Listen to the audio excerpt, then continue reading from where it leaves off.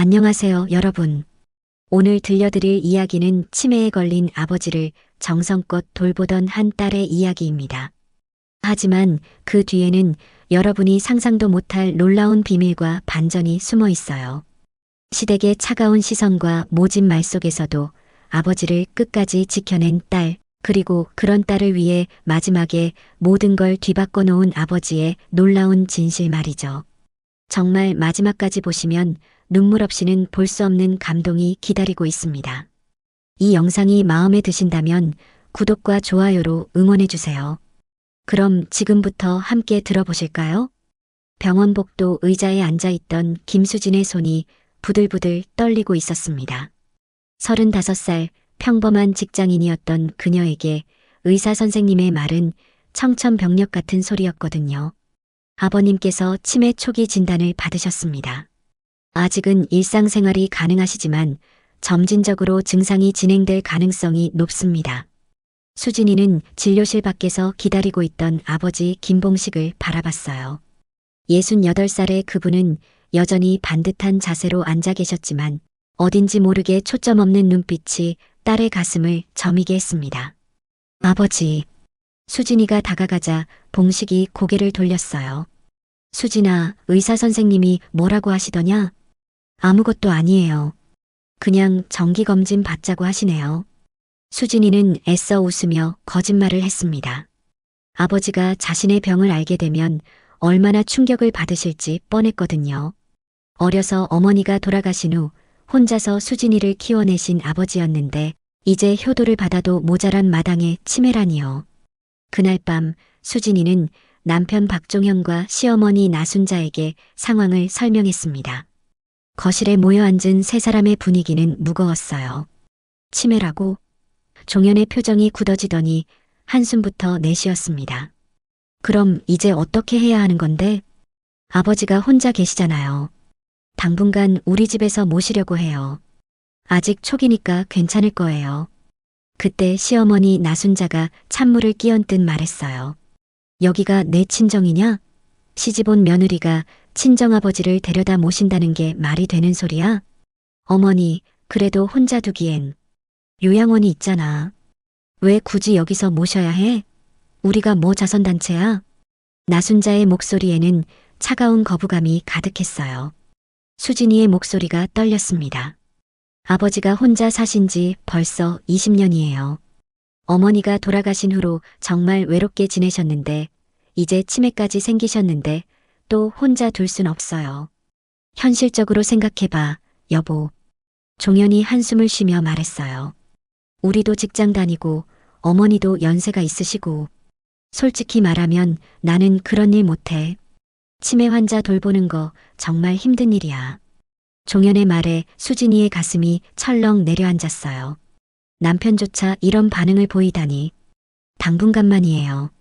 정말 당분간만 도와주세요. 수진이의 간절한 목소리에 나순자가 코웃음을 쳤어요. 당분간? 치매가 당분간으로 끝나는 병인 줄 알아?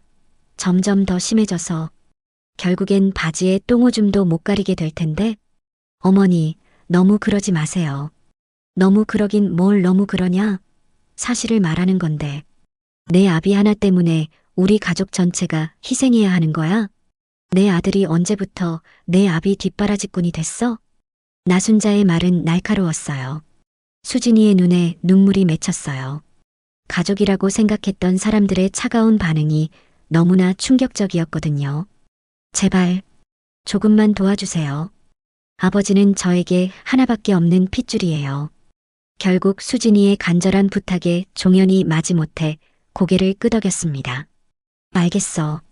그런데 정말 올해는 안 되는 거 알지? 최대 한 달 그 이상은 절대 안 돼. 이틀 뒤 봉식이 수진이의 집으로 이사를 왔습니다. 가져온 짐은 작은 여행 가방 하나가 전부였어요. 평생 모은 재산이라고는 그 조그만 가방 안에 든 옷가지와 몇 권의 낡은 책이 다였습니다. 아버지, 방은 이쪽이에요. 수진이가 안내한 방은 그리 크지 않았지만 햇볕이 잘 드는 남향이었어요. 봉식은 방 안을 둘러보더니 조용히 말했습니다. 고맙다, 수진아. 패 끼치는 거 아는데. 무슨 말씀이세요? 가족인데 뭘? 하지만 수진이의 마음은 편하지 않았어요. 종영과 시어머니의 표정에서 불편함이 역력히 드러났거든요. 특히 나순자는 봉식이 거실에 나올 때마다 인상을 찌푸렸습니다. 그날 저녁 식사 시간이었어요. 수진이가 정성스럽게 차린 상에 4명이 둘러앉았는데 분위기는 무겁기만 했습니다. 봉식이 젓가락질을 하다가 실수로 반찬을 바닥에 떨어뜨렸어요. 아, 죄송합니다. 봉식이 허둥지둥 주우려 하자 나순자가 혀를 차며 말했어요. 아이고, 조심히 좀 하시지. 이제 시작이네. 어머니. 수진이가 얼른 말렸지만 분위기는 이미 얼어붙었습니다. 뭐가 어머니야? 치매 걸리면 이런 일이 더 많아질 텐데. 미리 말해두는 거야. 봉식은 그 후로 식사할 때마다 더욱 조심스러워했어요. 젓가락을 쥐는 손이 떨리는 것도 모자라 시어머니의 시선을 의식해서 제대로 먹지도 못했습니다. 아버지, 천천히 드세요. 괜찮아요. 수진이가 다독여도 봉식의 어깨는 점점 더 움츠러들었어요. 자신이 이 집에서 환영받지 못하는 존재라는 걸 조금씩 깨달아가고 있었거든요. 며칠이 지나자 상황은 더욱 악화됐습니다. 봉식이 화장실 위치를 헷갈리거나 밤에 부엌에서 헤매는 일이 잦아졌거든요. 그럴 때마다 나순자는 아이고 저러니까 치매라는 거지라며 혀를 찼어요. 어느 날 아침 수진이가 출근 준비를 하고 있을 때였습니다. 봉식이 거실에서 멍하니 서 있는 것을 본 나순자가 불쾌한 표정을 지었어요. 또 뭘 찾고 계세요? 아, 화장실이 저쪽이에요. 어제도 알려드렸잖아요. 벌써 잊으셨어요? 나순자의 목소리에는 짜증이 가득했습니다. 수진이가 얼른 아버지를 도왔어요. 아버지, 이쪽이에요. 하지만 나순자의 시선은 차가웠습니다. 봉식이 화장실에 들어간 후 그녀는 수진이에게 속삭였어요. 수진아, 이제 정말 시작이야. 곧 화장실도 못 찾게 될 거고 그 다음엔 바지에 실내하게 될 거야. 그럼 누가 치워? 나야? 수진이의 가슴이 답답해졌어요. 아버지가 들을까봐 걱정되어서 목소리를 낮췄습니다. 어머니, 아버지가 들으시면 어떻게 해요? 들으면 어때? 사실인데. 미리 각오는 해둬야지. 그날 저녁 종현이 수진이를 부엌으로 불렀어요. 여보, 솔직히 말할게. 집에 있는 게 점점 불편해져. 아버님이 거실에 계시면 텔레비전도 마음 편히 못 보겠어. 왜요? 그냥 어색해. 뭔가 감시당하는 느낌이야. 그리고 친구들한테 집에 오라고도 못하겠고. 종현의 말에 수진이의 마음이 무거워졌어요. 조금만 참아줘요. 아버지도 적응하려고 노력하고 계세요. 적응이 문제가 아니야. 현실적으로 생각해봐. 종현의 말이 끝나기도 전에 나순자가 부엌으로 들어왔어요. 뭘 그렇게 조용히 얘기해? 아무것도 아니에요, 어머니. 아무것도 아니긴. 다 알고 있어. 내 아비 때문에 종현이가 스트레스 받는다는 얘기지? 나순자가 팔짱을 끼며 말했어요. 수진아, 내가 처음부터 말했잖아. 여기는 내 친정이 아니라고. 시집온 며느리가 친정아버지 모시겠다고 우기면 안 되는 거야. 어머니. 어머니는 무슨 어머니야? 나도 이제 못 참겠어. 어르신들은 적게 드셔야 건강에 좋다고 하던데 내일부터 밥도 조금씩만 드리자. 다음 날부터 나순자의 태도는 더욱 노골적으로 변했어요. 식사 시간이 되면 일부러 봉식 앞에만 작은 그릇을 놓고 반찬도 적게 줬습니다. 어르신들은 소식이 몸에 좋다고 하지 않아요? 봉식은 아무 말 없이 주어진 음식만 드셨어요. 하지만 수진이의 눈에는 아버지가 점점 야위어가는 모습이 보였습니다. 어머니, 아버지 드실 거 너무 적게 주시는 거 아니에요? 적게는 뭘 적게? 나이 들면 소화도 안 되는데 많이 먹으면 탈만 나. 나순자는 퉁명스럽게 대답했어요. 그날 오후 수진이가 회사에서 집에 전화를 걸었을 때였습니다. 어머니, 아버지는 어떠세요? 뭘 어떠긴. 하루 종일 거실에 앉아서 멍하니 있어. 말 걸어도 대답도 제대로 안 하고. 혹시 점심은 드셨어요? 차려줘도 입맛이 없다고 하네. 이 노인 정말 언제까지 이런 식으로 버틸 건지. 전화기 너머로 들린 나순자의 마지막 말에 수진이의 심장이 철렁했어요. 어머니, 그런 말씀. 뭐가 그런 말이야? 사실을 말한 건데. 아픈 노인 모시는 게 쉬운 줄 알아? 하루 종일 집에서 돌봐드리는 내 입장도 생각해봐. 수진이는 더 이상 말할 수 없었어요. 전화를 끊고 화장실에 들어가서 조용히 울었습니다. 회사에서도 수진이는 집중이 되지 않았어요. 아버지 걱정 때문에 업무에 실수가 잦아졌고 동료들도 그런 수진이를 눈치채기 시작했습니다. 수진 씨, 요즘 많이 힘들어 보이는데 괜찮아요? 아, 네. 괜찮습니다. 하지만 괜찮지 않았어요. 매일 아침 출근할 때마다 아버지를 나순자와 단둘이 두고 가는 게 불안했거든요. 나순자가 봉식에게 어떤 말을 할지, 혹시 다시 다치는 일은 없을지. 결국 수지는 그날 회사에 휴직계를 내고 집으로 돌아왔습니다. 그런데 집에 돌아온 수진이를 기다리고 있던 건 더 큰 충격이었어요. 봉식이 점심으로 먹은 음식을 토해서 거실 카펫이 더러워진 거였습니다. 아이고, 이걸 어떻게 치워? 나순자가 투덜거리는 소리에 수진이가 급하게 달려갔어요. 아버지, 어디 아프세요? 배가 좀 아프네. 봉식의 얼굴은 창백했어요. 수진이가 아버지의 이마를 만져보니 열도 나는 것 같았습니다. 왜 말씀 안 하셨어요? 봉식이 고개를 저었어요. 괜찮다고 했는데. 갑자기, 어머니, 병원에 가봐야겠어요. 그런데 나순자의 대답은 차가웠어요. 병원은 무슨 병원? 나이 들면 소화도 잘 안 되는 거야.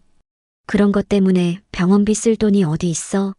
어머니, 그래도는 뭘 그래도야? 약국에서 소화제나 사다 드려. 수진이가 카펫을 치우는 동안 종현이 퇴근했습니다. 거실의 상황을 본 그의 표정이 굳어졌어요. 이게 뭐야? 집안에서 톡까지 하시고. 아버지가 속이 안 좋으셔서. 여보, 이렇게 계속되면 정말 안 되겠는데. 종현이 수진이를 부엌으로 불렀어요. 솔직히 말해봐. 우리가 언제까지 이런 식으로 살 수 있을 것 같아? 치매가 진행되면서 나타나는 증상이래요. 미안하지만 조금만 더 시간을 줘요. 조금만 더가 언제까지야? 어머니도 힘들어 하시고 집안은 매일 이런 식이고.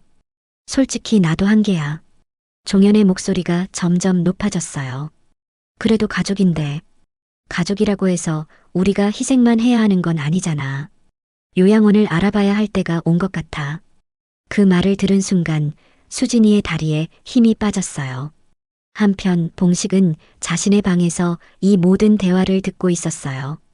문틈으로 새어나오는 소리가 모두 들렸거든요.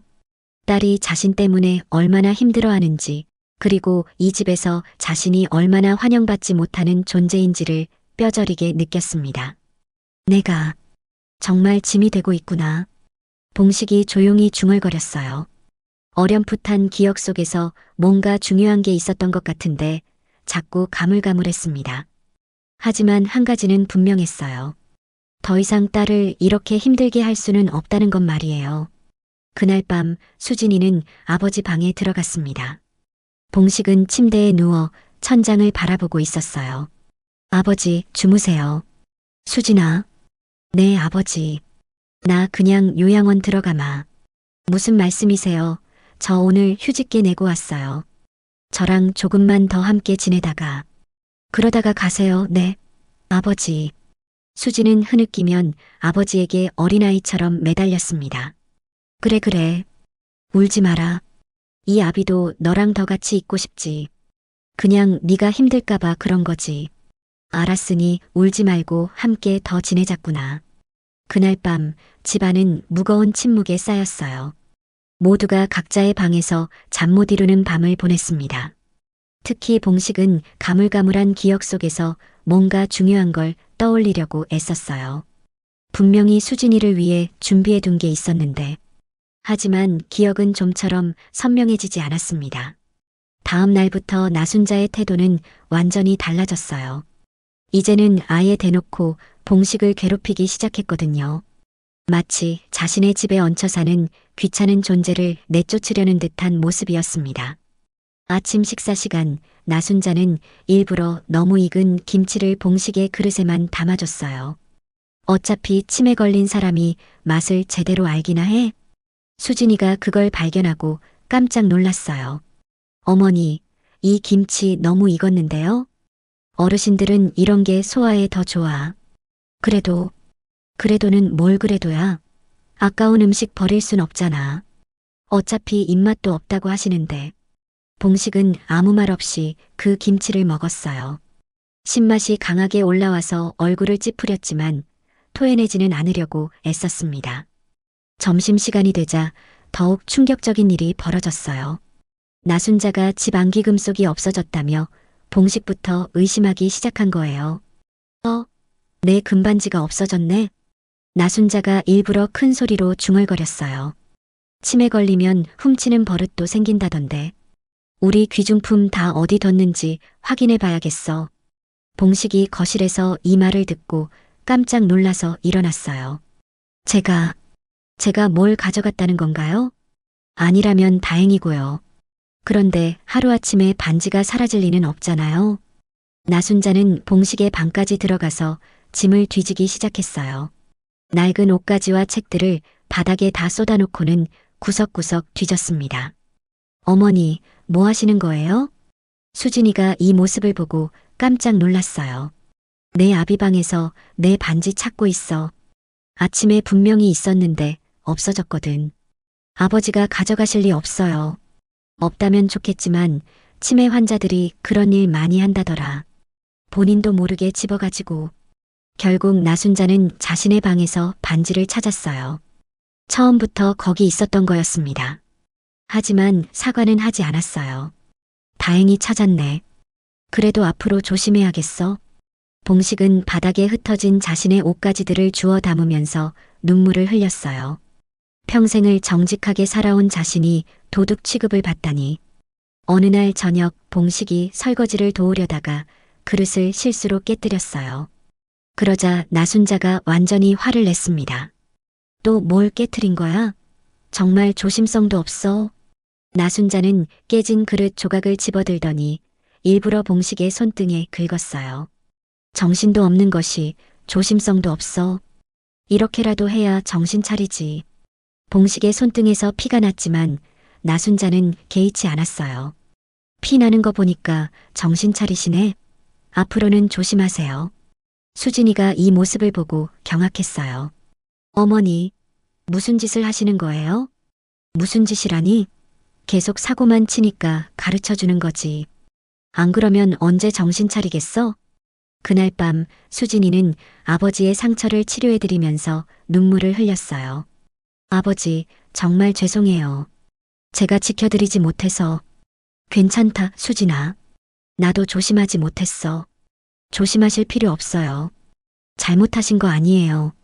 제가 지금 좋은 요양원 알아보고 있는 중이니까 조금만 참으세요. 이제 이곳은 아버지께 너무 위험해요. 봉식은 점점 더 위축되어 갔어요. 거실에 나오는 것도 조심스러워하고 화장실 가는 것도 눈치를 봤습니다. 종현도 이제는 수진이 없을 때는 봉식에게 직접 잔혹한 말을 했어요. 아버님, 솔직히 말씀드릴게요. 저는 아버님이 빨리 그냥 돌아가셨으면 좋겠어요. 뭐라고? 이렇게 살아서 뭐 하세요? 본인도 힘드시고 우리도 힘들고. 차라리. 종현의 말을 들은 봉식은 큰 충격을 받았어요. 사위가 자신에게 죽으라고 말하다니. 내가 그런 말을. 현실이에요, 아버님. 치매는 나을 수 없는 병이잖아요. 점점 더 심해질 텐데 이렇게 모두를 힘들게 하시는 게 맞나요? 봉식은 할 말을 잃었어요. 가슴이 답답해서 숨을 쉬기도 힘들었습니다. 그날 저녁 나순자는 손님들이 왔을 때 일부러 봉식을 불러내서 모욕을 주었어요. 여러분, 이분이 우리 며느리 친정아버지신데 치매 걸려서 정말 가관이에요. 손님들 앞에서 나순자가 말했어요. 어제는 바지에 실례까지 하셨어요. 정말 못 살겠다니까요. 손님들이 봉식을 바라보는 시선이 동정과 혐오가 섞여 있었어요. 봉식은 견딜 수 없어서 방으로 피했습니다. 저런 상태로 언제까지 사실 건지. 가족들이 참 고생이 많겠어요. 손님들의 수군거리는 소리가 방까지 들렸어요. 봉식은 베개에 얼굴을 묻고 소리 없이 울었습니다. 자신을 무시하는 이 집 사람들도 싫었지만 자꾸 무언가를 잊어버리고 딸을 힘들게 하는 자기 자신이 더 싫었습니다. 이제 봉식은 거의 방에서만 지냈어요. 거실에 나가면 나순자의 차가운 시선과 독서를 들어야 했고 종현의 무시와 모욕도 감당해야 했거든요. 하지만 가장 힘든 건 수진이가 자신 때문에 매일 고통받는 모습을 보는 거였어요. 딸이 시댁과 친정 사이에서 갈등하며 괴로워하는 걸 지켜보는 아버지의 마음은 찢어질 것 같았습니다. 내가 정말 죽어야 하나? 봉식이 혼자서 중얼거렸어요. 기억은 가물가물했지만 한 가지는 분명했습니다. 더 이상 딸을 이렇게 힘들게 할 수는 없다는 건 말이에요. 봉식이 집에 온 지 한 달째 되던 날 추석이 다가왔습니다. 명절 준비로 분주한 집안의 분위기는 평소보다도 더 무거웠어요. 나순자는 제사 준비를 핑계로 봉식에 대한 혐오를 더욱 노골적으로 드러냈거든요. 수진아, 제사상 차리는데 방해 안 되게 네 아버지 저기 창고 같은 데서 못 나오게 해. 명절 하루 전 나순자가 수진이에게 말했어요. 제사 음식을 준비하면서 부엌과 거실을 오가는데 봉식이 거실에 앉아 있는 게 눈에 거슬린다는 거였습니다. 어머니, 창고라니요? 아버지가 뭘 하신 것도 아니고 아픈 사람이 음식 만드는 곳 근처에 있으면 부정 탄다고 우리 어른들이 그러셨어. 특히 정신이 온전하지 않은 사람은 더더욱. 수진이는 할 말을 잃었어요. 부정이라니. 자신의 아버지를 부정한 존재 취급하는 시어머니의 말에 가슴이 터질 것 같았습니다. 어머니, 그런 말씀 너무하세요. 너무하긴 뭘 너무해. 조상님께 신뢰가 되잖아. 치매 걸린 사람이 제사상 근처에 있으면 조상도 못 오신다고 했어. 나순자는 수진이 장 보러 간 사이 정말로 집 뒤편에 있는 작은 창고방에 봉식을 가뒀어요. 그곳은 원래 물건 보관용으로 쓰던 곳이라 창문도 작고 환기도 잘 안 됐습니다. 여기서 하루만 계세요. 명절 지나면 나오시고. 봉식은 또 정신이 나간 상태라 제대로 저항도 못 해보고 어린 아이처럼 순순히 시키는 대로 따랐습니다. 봉식은 어둡고 좁은 방을 둘러봤어요. 곰팡이 냄새가 나고 바닥은 차갑기만 했습니다. 나순자는 문을 밖에서 잠그고 나갔어요. 봉식은 작은 창문으로 들어오는 빛만 의지한 채 혼자 남겨졌습니다. 장을 다 보고 들어온 수지는 음식을 장만하느라 아버지의 부재를 신경 쓰지 못했습니다. 당연히 방에 계시려니 생각했죠. 음식 장만이 끝나고 아버지 방으로 간 수지는 놀라고 말았습니다. 아버지가 안 계신 거였어요. 얼른 거실로 나와서 아버지가 사라지셨다고 시어머니께 말하자 시어머니가 그냥 자기 방으로 들어가 버렸습니다. 수지는 밖으로 뛰쳐나갔어요. 가슴이 미친 듯이 뛰고 아버지가 어떻게 되었을까봐 걱정이 되어 미칠 것만 같았습니다. 이리저리 아버지를 부르며 뛰어다녔지만 아버지는 보이지 않았습니다. 결국 파출소에 가서 실종 신고를 하고 훌쩍이며 집으로 들어가는데 어디선가 아버지 목소리가 들리는 거였습니다. 수진이한테 줄 게 있는데 그게 뭐였더라. 이렇게 계속 똑같은 말만 반복하는 아버지의 목소리는 집 뒤편에서 나고 있었어요. 수진이 뛰어가 보니 작은 창고 안 어둠 속에서 아버지의 목소리가 나는 거였습니다. 문을 열려고 보니 자물쇠로 잠겨 있었어요. 수진은 누가 이런 미친 짓을 했는지 알 것 같았습니다. 그녀는 한달음에 시어머니에게 달려가서 열쇠를 내놓으라고 소리쳤습니다. 그리고는 아버지를 어두운 창고 안에서 구해냈어요. 아버지는 제 정신이 아니었고 자꾸 이상한 소리만 반복해서 하고 계셨습니다. 수지는 가슴에서 천불이 일었죠. 아버지가 얼마나 무섭고 힘드셨을지 생각하면 지금 당장 아버지를 모시고 이 집을 나가고 싶었습니다. 하지만 명절이었고 아직 마땅한 요양원도 찾지 못했고 아프신 아버지를 모시고 지금 이 집을 나간들 갈 곳이 없었습니다. 눈을 질끈 감고 아버지를 아버지 방에 눕혀드렸어요. 그리고 잠드실 때까지 옆에서 지켜드렸지요. 수지는 앞으로 어떻게 해야 할지 정말 깊은 고민에 빠졌습니다. 다음 날 제사 시간이 되자 거실에서는 종현의 가족들과 친척들이 모여 제사를 지냈어요. 수진아, 너도 와서 절해. 나순자가 수진이를 불렀어요. 하지만 수진이는 못 들은 척 했습니다. 전날 시어머니의 만행이 아직도 분이 풀리지 않았기 때문이죠. 순자는 며느리가 자신이 가둬둔 일로 화가 나 있다는 사실을 알았지만 거기에 더 도발을 하기 시작했습니다. 친척들이 오자 일부러 봉식을 방에서 불러내서 사람들 앞에 세운 거예요. 여러분, 이분이 우리 며느리 친정아버지신데 치매 걸려서 정말 가관이에요. 친척들 앞에서 나순자가 큰 소리로 말했어요. 어제는 창고에서 바지에 실례까지 하셨어요. 정말 냄새가 어찌나 나던지. 사실이 아닌 말이었어요. 그리고 머리도 완전히 도르셔서 자기가 누군지도 모르세요. 가끔은 이상한 소리도 지르고 친척들이 봉식을 바라보는 시선이 동정과 혐오로 가득했어요. 저런 상태로 언제까지 사실 건지. 가족들이 참 고생이 많겠네요. 요양원에 보내시는 게 낫지 않을까요?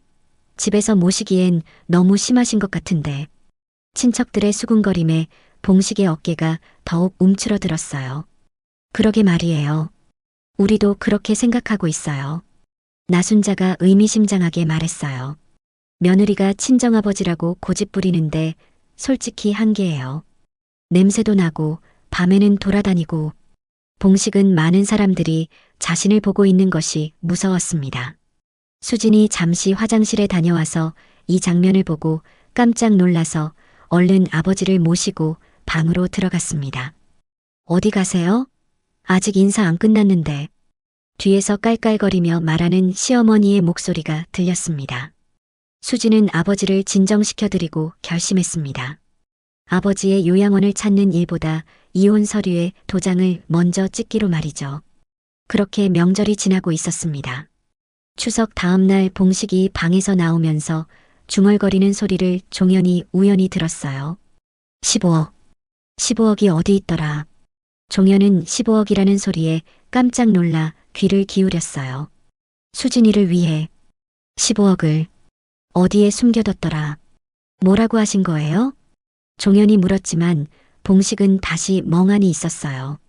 치매 때문에 말한 것인지 아니면 정말 뭔가 있는 건지 알 수 없었습니다.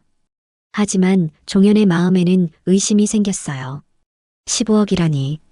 혹시 봉식에게 숨겨진 재산이 있는 걸까? 그날 밤 종현은 나순자에게 이 얘기를 했습니다. 엄마, 아버님이 이상한 소리를 하시는데. 무슨 소리? 15억 어쩌고 저쩌고. 나순자의 눈이 번뜩였어요. 혹시 봉식에게 숨겨진 돈이 있는 건 아닐까? 정말? 15억이라고 했다고? 네, 분명히 들었어요. 수진이를 위해 15억을 어디에 숨겨뒀다고.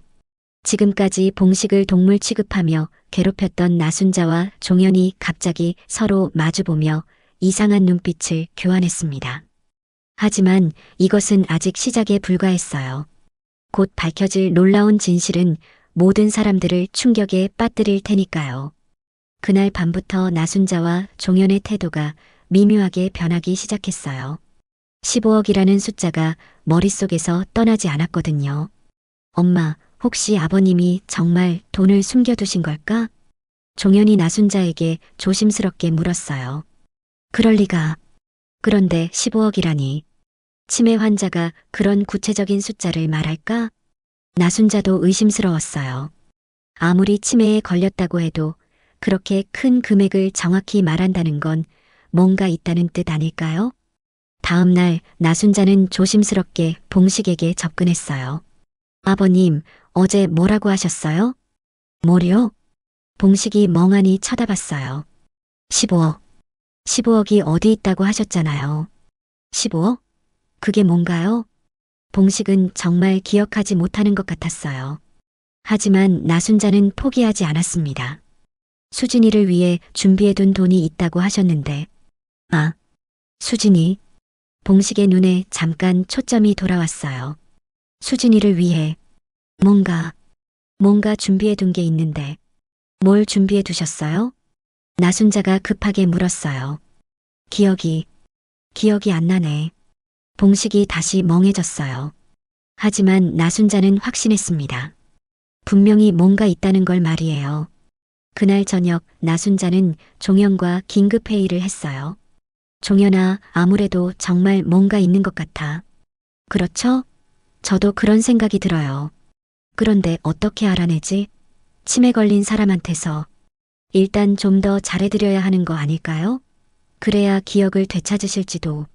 그래서 다음 날부터 나순자의 태도가 180도 바뀌었습니다. 갑자기 봉식에게 친절하게 굴기 시작한 거예요. 아버님, 추우시죠? 이리 오세요. 봉식이 어리둥절했어요. 어제까지 개 취급하던 사람이 갑자기 이렇게 살갑게 나오니까요. 봉식은 무슨 일인지 이해할 수 없었어요. 하지만 일단 친절하게 말해주니 감사했습니다. 아버님, 맛있는 거 해드릴게요. 뭐 드시고 싶으세요? 괜찮습니다. 괜찮기는요. 가족이 챙겨드려야죠. 나순자는 갑자기 정성스럽게 음식을 만들어줬어요. 그러면서 슬쩍슬쩍 돈 얘기를 꺼냈습니다. 아버님, 혹시 수진이 결혼할 때 준비해 두신 게 있으세요? 준비해 둔 거요? 네, 뭔가 돈이라든지. 아, 돈. 봉식이 잠깐 생각하는 표정을 지었어요. 뭔가 있는 것 같은데. 기억이. 천천히 생각해 보세요. 급하지 않으니까요. 나순자가 상냥하게 말했어요. 하지만 속으로는 조급해 죽을 것 같았습니다. 종현도 갑자기 봉식에게 친절하게 굴기 시작했어요. 아버님, 제가 등 마사지 해드릴까요? 마사지요? 네, 피곤하시죠? 제가 해드릴게요. 종현이 봉식의 등을 주무르면서 말했어요. 아버님, 혹시 은행에 돈 저축해 두신 거 있으세요? 은행요? 네, 수진이 장래를 위해서. 수진이를 위해서. 봉식이 뭔가 떠올리려는 듯 했어요. 내가 뭔가 해둔 게 있는데. 뭘 해두셨어요? 종현이 기대에 찬 목소리로 물었어요. 기억이 가물가물하네. 하지만 봉식은 결국 기억해내지 못했습니다. 며칠 후, 나순자는 아예 봉식을 모시듯이 대하기 시작했어요. 아버님, 이 음식 어떠세요? 입에 맞으시나요? 맛있습니다. 다행이네요. 또 뭐 해드릴까요? 나순자가 쩔쩔매며 봉식을 돌봤어요. 갑작스러운 변화에 봉식도 당황스러웠지만 일단 인간다운 대접을 받을 수 있어서 안도했습니다. 수지는 갑자기 돌변한 시어머니와 남편의 반응이 뭔가 수상하긴 했지만 아버지를 학대하지 않아서 다행이란 생각도 들었습니다. 당연히 의심을 거둘 순 없었죠. 아버지를 괴롭히는 일로 이혼을 요구하려 했었는데 이렇게 갑자기 잘해주니 이상하긴 했지만 이혼을 요구할 수도 없었습니다. 그래서 수지는 당분간 추위를 지켜보면서 아버지를 하루빨리 좋은 요양원으로 모셔야겠다고 생각했습니다. 나순자는 또 봉식 옆에서 알짱대며 말했습니다. 아버님, 혹시 어디 아프신 데 없으세요? 병원 가실까요? 괜찮습니다. 괜찮으시다니요. 몸 건강이 최우선이죠. 나순자는 정말로 수진이 잠깐 집을 비운 사이 봉식을 병원에 데려갔어요. 치매 때문에 기억을 못하는 건지 아니면 다른 방법으로 기억을 되찾을 수 있는지 알아보려고 했거든요. 의사 선생님, 혹시 치매 환자가 기억을 되찾을 방법이 있나요? 치매는 진행성 질환이라 완전히 되돌리기는 어렵지만 익숙한 환경이나 추억의 물건들이 도움이 될 수 있어요. 집에 돌아온 나순자는 봉식의 옛날 물건들을 찾아 헤쳤어요. 아버님, 이거 기억나세요? 옛날 사진을 보여주며 물었어요. 이건 수진이가 어렸을 때. 맞아요. 수진이 어렸을 때 사진이에요. 다른 것도 기억나세요? 다른 것? 봉식이 머리를 감쌌어요. 아, 머리가 아파요. 천천히 하세요. 급하지 않으니까요. 하지만 나순자는 속으로 초조해했어요. 15억이라는 돈이 정말 있다면 하루라도 빨리 찾아야 했거든요. 그런데 그날 밤 놀라운 일이 벌어졌어요. 봉식이 잠꼬대로 뭔가를 중얼거린 거예요. 금고, 금고 비밀번호는 수진이 생일. 종현이 우연히 듣고 깜짝 놀랐어요. 금고라니 정말 어딘가에 돈을 숨겨둔 게 있는 거였어요. 엄마, 엄마 일어나 봐. 종현이 나순자를 깨웠어요. 왜 그래? 아버님이 금고 얘기를 하셨어요. 금고, 네, 금고 비밀번호가 수진이 생일이라고요. 나순자의 눈이 번뜩였어요. 그럼 정말 어딘가에 돈이 있다는 얘기네. 그런데 금고가 어디 있을까? 아버님 집에 있는 거 아닐까? 아직 팔지 않았잖아. 다음 날 나순자와 종현은 봉식의 방에서 몰래 집열쇠를 훔쳐다가 옛집을 수색하러 갔어요. 여기 어딘가에 있을 거야. 나순자가 집안을 뒤지기 시작했습니다. 침실부터 찾아보자. 종현도 옷장과 서랍을 모두 뒤졌어요. 없네. 거실은? 거실도 없어. 두 사람은 집 안 곳곳을 샅샅이 뒤졌지만 금고를 찾을 수 없었습니다. 혹시 지하실이나 다락방은? 지하실은 없고, 아, 창고가 있어. 뒤뜰 창고를 뒤져보니 정말 작은 금고가 숨겨져 있었어요. 있다. 여기 있어. 나순자가 흥분해서 소리쳤습니다. 비밀번호는 수진이 생일이라고 했으니까. 종현이 수진이 생일을 입력했어요. 그런데 열리지 않았습니다. 왜 안 열려? 혹시 다른 형식일까? 년월일로 여러 가지로 시도해봤지만 금고는 열리지 않았습니다. 아무래도 정확한 비밀번호를 알아야겠어. 집에 돌아온 나순자는 봉식에게 더욱 친절하게 굴었죠. 아버님, 오늘 뭐하고 지내셨어요? 그냥 쉬었어요. 피곤하시죠? 제가 발 마사지 해드릴까요? 나순자가 봉식의 발을 주무르면서 슬쩍 물어봤습니다. 아버님, 혹시 수진이 생일이 언제죠? 수진이 생일? 1985년 3월 15일이죠. 아, 맞아요. 그런데 혹시 다른 중요한 날짜도 기억하세요? 다른 날짜? 네, 뭔가 비밀번호로 쓸만한. 봉식이 갑자기 나순자를 의심스럽게 봤어요. 왜 그런 걸 물어봐? 아, 아무것도 아니에요. 그냥 궁금해서. 하지만 봉식은 뭔가 이상하다는 걸 느꼈어요. 갑자기 친절해진 나순자의 태도가 수상했거든요. 그날 밤 봉식은 혼자 생각했어요. 왜 갑자기 사람들이 자신에게 친절해진 걸까? 그리고 왜 자꾸 돈 얘기를 하는 걸까? 혹시 내가 뭔가 말했나? 봉식의 기억이 조금씩 돌아오기 시작했어요. 분명히 수진이를 위해 뭔가 준비해 둔 게 있었는데. 그래, 15억. 15억을 모아서. 하지만 아직 완전히 기억나지는 않았어요. 다만 한 가지는 확실했습니다. 나순자와 종현이 자신의 돈을 노리고 있다는 것 말이에요. 이제 진짜 게임이 시작될 차례였어요. 과연 봉식이 숨겨둔 15억의 정체는 무엇일까요? 며칠 후 봉식의 기억이 조금씩 돌아오기 시작했습니다. 그리고 나순자와 종현이 자신을 친절하게 대하는 이유도 알아차렸죠. 아, 그래. 내가 15억 얘기를 했구나. 봉식은 속으로 쓴웃음을 지었어요. 자신이 무의식 중에 흘린 말 때문에 갑자기 대접이 달라진 거였죠. 하지만 봉식은 아직 완전히 바보가 된 건 아니었어요. 치매 증상이 있긴 했지만 가끔씩은 정신이 또렷해지는 기간들이 있었거든요. 이 사람들이 내 돈만 노리고 있구나. 봉식은 일부러 더 치매인 척 연기하기 시작했습니다. 여기가 어디죠? 나순자가 친절하게 대답했습니다. 집이에요, 아버님. 우리 집이요. 우리 집. 그런가요? 봉식이 멍하니 주변을 둘러봤어요. 하지만 속으로는 모든 행동을 계산하고 있었죠. 이 사람들이 나를 어떻게 괴롭혔는지 나는 다 기억한다.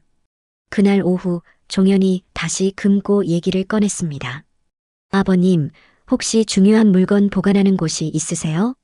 중요한 물건? 네, 뭔가 소중한 것들. 봉식이 잠깐 생각하는 척 했어요. 아, 금고가 있었는데. 금고요? 어디에 있어요? 종현의 눈이 번뜩였습니다. 집에, 우리 집에. 비밀번호는 기억하세요? 비밀번호가 뭐였더라? 봉식은 머리를 감싸며 고민하는 척 했습니다. 아, 수진이 생일인가? 아니면 뭐요? 기억이 안 나네. 종현은 마음이 조급해지기 시작했습니다. 하지만 봉식은 일부러 기억나지 않는 척 했죠. 며칠 후, 나순자가 더욱 노골적으로 접근했습니다. 아버님, 제가 도와드릴까요? 기억 되찾는 거 말이에요. 어떻게요? 옛날 일들을 차근차근 생각해 보시면서 나순자가 봉식 옆에 앉았어요. 혹시 수진이 어렸을 때 뭔가 특별한 일이 있었나요? 특별한 일? 네, 돈을 모으기 시작한 계기라든지. 아, 그때 봉식이 갑자기 눈물을 흘렸어요. 수진이가 아팠을 때요? 수술비가 없어서 봉식의 연기가 시작됐어요. 사실 수진이가 어렸을 때 정말 큰 수술을 받은 적이 있었거든요. 그때 내가 다짐했어. 수진이를 위해 돈을 모아야겠다고. 그래서 15억을 모으신 거예요? 나순자가 숨을 죽이며 물었어요. 15억. 그랬나? 기억이 가물가물해요. 어떻게 모으셨어요? 주식? 아니 부동산. 아니면 봉식이 헷갈리는 척 했습니다. 사실은 전부 거짓말이었지만요. 정확히 어디에 있는지 기억나세요? 그게 어디였더라? 봉식이 머리를 쥐어뜯는 척 했습니다. 그날 밤 나순자와 종현은 긴급회의를 했어요. 정말 15억이 있는 것 같아. 하지만 정확한 위치를 모르잖아. 계속 물어보면 언젠가는 말씀하실 거야. 그런데 만약 수진이가 알면 어떡하지? 수진이는 몰라야 해. 우리가 먼저 찾아야 한다고. 한편 수진이는 시어머니의 변화를 이상하게 생각하고 있었습니다. 아버지, 요즘 어떠세요? 시어머니가 왜 그러는지는 모르겠는데 잘해주시던데요? 응, 잘해주더라. 봉식이 의미심장하게 웃었습니다. 왜 그럴까? 수진이는 의아해했어요. 시어머니가 갑자기 아버지에게 친절해진 이유를 알 수 없었거든요. 아버지, 혹시 무슨 일 있었어요? 무슨 일? 시어머니랑 종현 씨가 아버지한테 막 이상한 질문하던데. 봉식이 잠깐 망설였어요. 수진아, 네 아버지. 너 아버지가 바보 같아 보이니?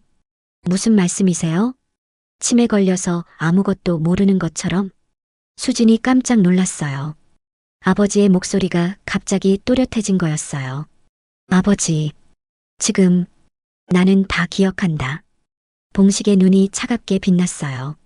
그 사람들이 나를 어떻게 괴롭혔는지, 걔 취급한 거 다 기억해. 그럼 치매는 맞아.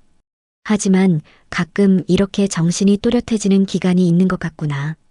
수지는 그립던 아버지가 다시 살아 돌아오신 것 같아 마냥 신기하고 기뻤습니다. 그럼 15억 얘기는 거짓말이야. 거짓말이요? 나한테 그런 돈이 어디 있겠니? 하지만 너를 위해 준비해 둔 것이 있긴 하지. 봉식이 웃음을 지었습니다. 그럼 왜 그런 거짓말을? 복수하려고. 복수요? 그 사람들이 얼마나 탐욕스러운지 보여주려고. 수지는 아버지의 진짜 의도를 깨달았어요. 잘하셨어요, 아버지. 저도 지금 시댁 식구들 모르게 이혼 준비하고 있어요. 수진아, 아버지 모셔오면서 종현 씨와 시어머니의 본색을 제대로 알았어요. 그래서 저는 앞으로 그 사람들과 함께 살아갈 자신이 없어요. 그렇게 부녀의 진실이 통한 밤이 흐르고 다음 날 아침 봉식이 갑자기 중얼거렸습니다.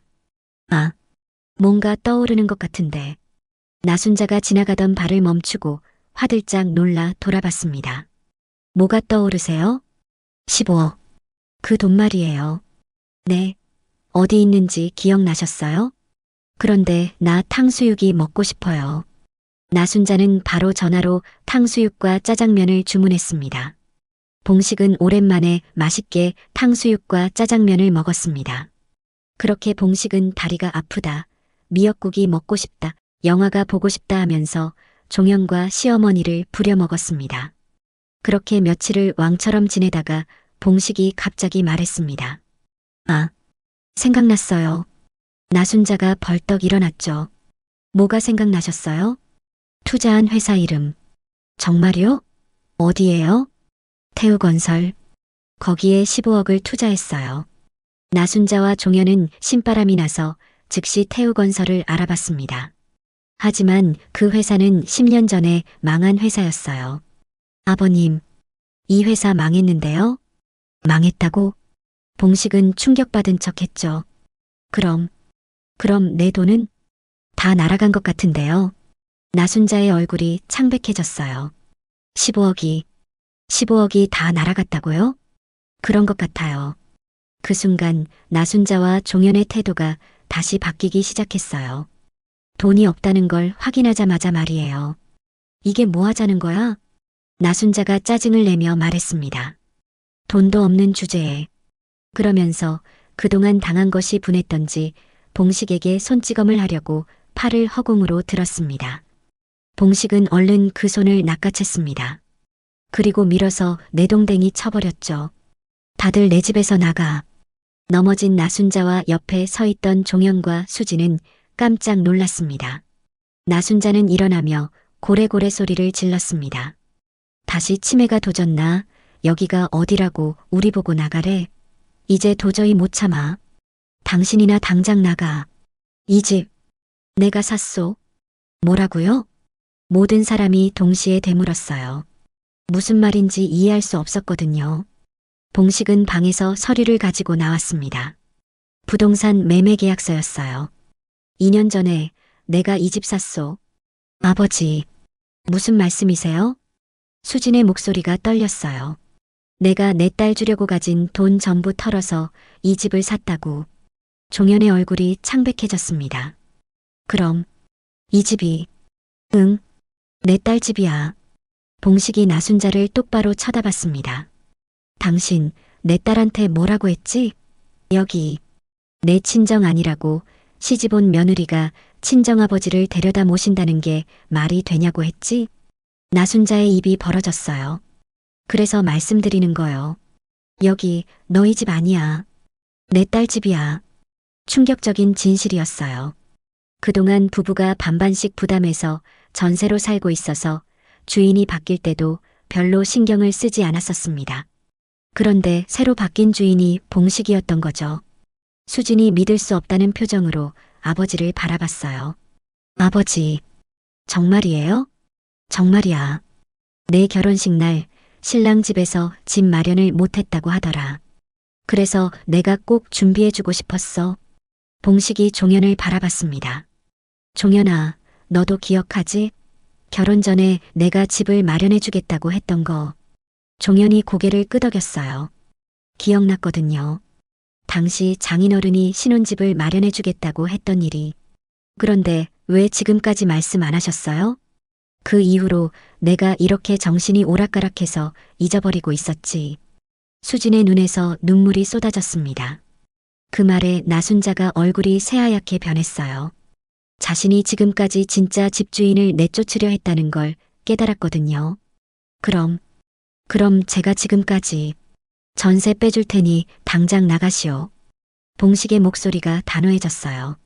나는 그동안 당신들이 했던 모든 만행을 다 기억하고 있어. 수진이 아버지의 손을 잡았어요. 아버지, 수진아, 미안해. 내가 진작 말했어야 했는데 너무 늦었다. 아니에요. 괜찮아요. 괜찮지 않아. 내 딸이 내 집에서 눈치 보며 살았잖아. 그 순간 집안의 모든 권력 관계가 뒤바뀌었어요. 지금까지 주인 행세를 하던 사람들이 실은 얹혀 사는 처지였다는 충격적인 진실이 드러난 거죠.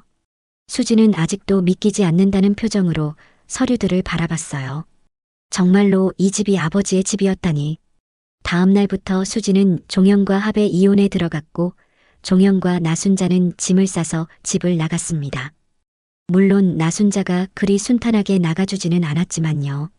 폭풍처럼 모든 일이 지나간 후 아버지는 여전히 치매를 앓고 계시지만 이제는 그것이 불행이라고 생각하지 않았어요.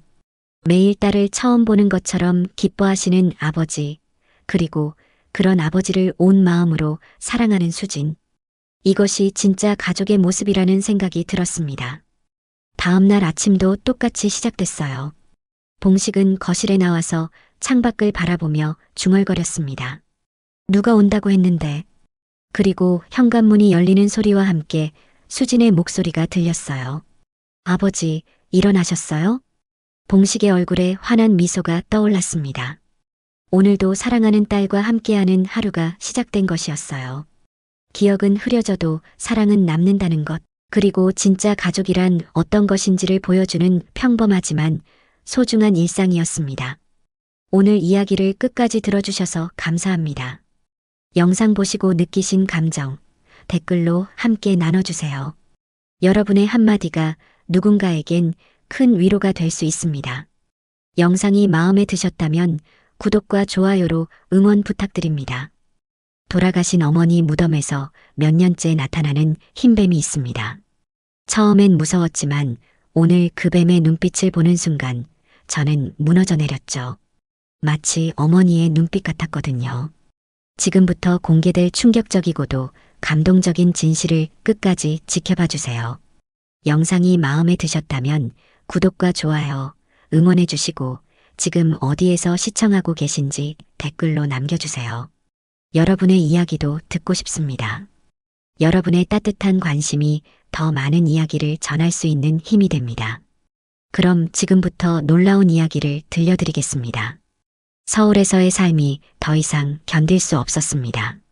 대학병원 간호사로 15년을 일하며 번아웃에 시달리던 이정은은 결국 사직서를 냈죠. 밤낮 없는 교대 근무와 환자들의 고통 앞에서 점점 메말라가는 자신을 발견했을 때 더 이상 버틸 수 없었습니다. 그만둘 거야. 정은이 마지막 야간 근무를 마치고 집에 돌아와 중얼거렸을 때 문득 고향이 그리워졌습니다. 아니, 정확히 말하면 고향이 아니라 어머니가 잠들어 계신 그 산자락이 떠올랐죠. 2달 뒤 정은은 짐을 정리해 고향 마을로 향했습니다. 서울 아파트를 정리하고 시골 보건소에 취업 원서를 낸 것도 모두 충동적인 결정이었죠. 하지만 이상하게도 마음이 편안했습니다. 마치 오랫동안 억눌렀던 숨을 내쉬는 기분이었어요. 마을에 도착한 정은은 어머니 산소에서 차로 5분 거리에 있는 작은 한옥을 임대했습니다. 집 앞으로는 맑은 개울이 흐르고 뒤편으로는 울창한 산이 펼쳐져 있었죠. 도시의 소음에 지쳤던 귀에 새소리와 바람소리가 약처럼 스며들었습니다. 보건소 일은 서울의 대형 병원과는 완전히 달랐어요. 환자 수도 적고 주민들은 정은을 가족처럼 대해주었습니다. 특히 70대 할머니들은 정은의 손을 꼭 잡고 우리 딸 같다며 반가워했죠. 오랜만에 느끼는 따뜻함이었습니다. 하지만 정은에게는 여전히 해결하지 못한 숙제가 있었어요. 바로 어머니의 산소였습니다. 집에서 그리 멀지 않은 곳에 있지만 발걸음이 쉽게 떨어지지 않았죠. 마지막에 나눈 차가운 말들이 아직도 가슴을 짓눌렀습니다. 엄마는 내 인생에 간섭하지 마. 내가 알아서 살 테니까. 그때 어머니의 표정이 아직도 눈에 선합니다. 상처받은 듯 굳어진 얼굴, 그리고 더 이상 아무 말씀도 하지 않으시던 모습이죠. 그게 마지막이 될 줄 몰랐어요. 고향에 온 지 한 달쯤 지났을 때였습니다. 정은이 저녁 식사를 마치고 마당에서 별을 바라보고 있을 때 이상한 움직임을 포착했죠. 달빛 아래 하얗게 빛나는 긴 몸체가 천천히 움직이고 있었습니다. 뱀! 정은은 깜짝 놀라 몇 걸음 뒤로 물러났어요. 그런데 그 뱀은 도망가지 않고 정은을 가만히 바라보고 있었습니다. 순백색의 아름다운 몸체에 맑고 지적인 눈빛을 가진 뱀이었죠. 정은은 이상하게도 두렵지 않았습니다. 오히려 그 뱀의 눈빛에서 익숙한 무언가를 느꼈어요. 몇 분간의 조용한 대치 후 흰뱀은 천천히 몸을 돌려 어둠 속으로 사라졌습니다. 정은은 한참 동안 그 자리에 서 있었죠. 마치 중요한 메시지를 받은 것 같은 기분이었어요. 그날 밤 정은은 이상한 꿈을 꾸었습니다. 어머니가 하얀 옷을 입고 산속을 걸어가시는 꿈이었죠.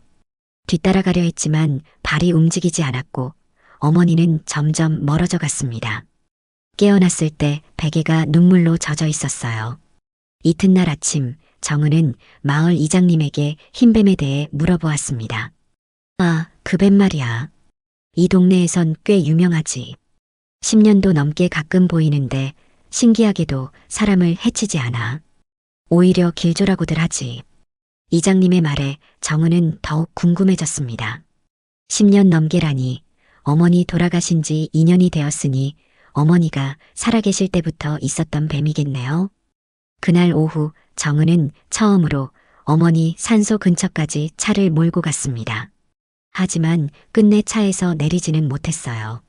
멀리서 봉분을 바라보며 눈물만 흘렸습니다. 아직 준비가 되지 않았던 거죠.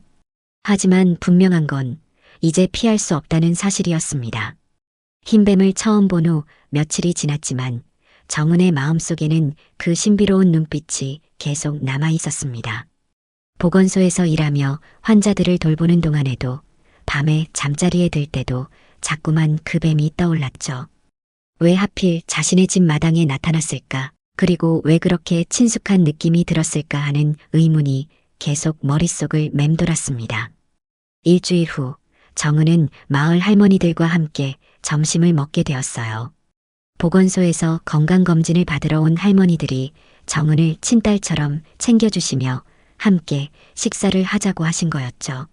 밥상을 받으며 자연스럽게 흰뱀 이야기가 나왔습니다.